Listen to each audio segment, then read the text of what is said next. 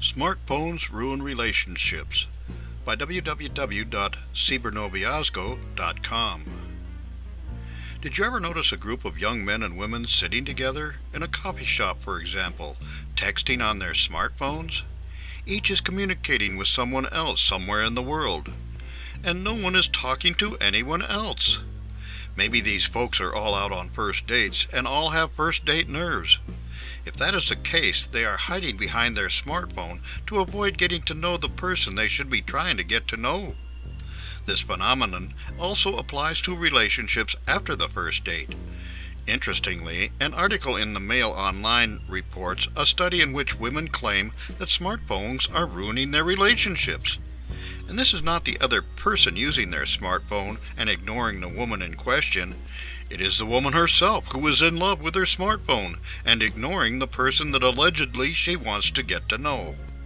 If you are emotionally attached to your smartphone and rely on it every waking minute, it may be harming your relationship.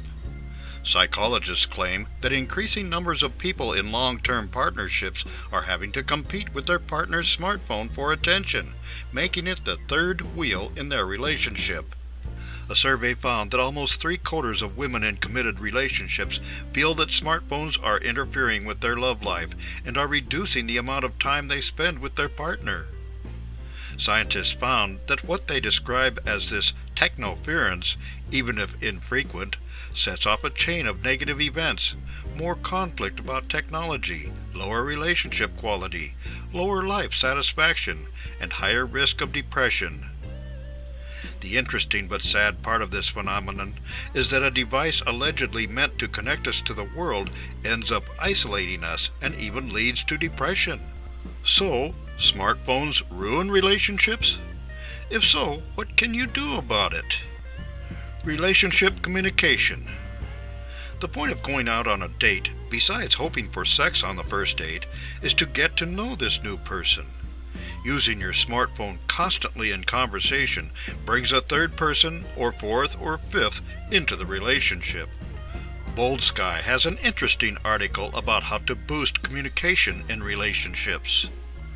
Talk and listen. Talk to each other often. Be a good listener too.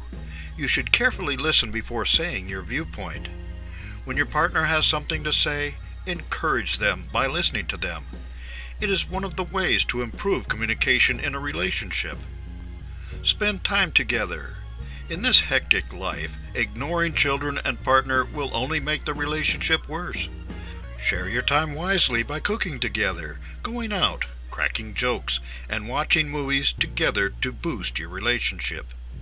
These are good ways to build communication, and they specifically do not require a handheld electronic device.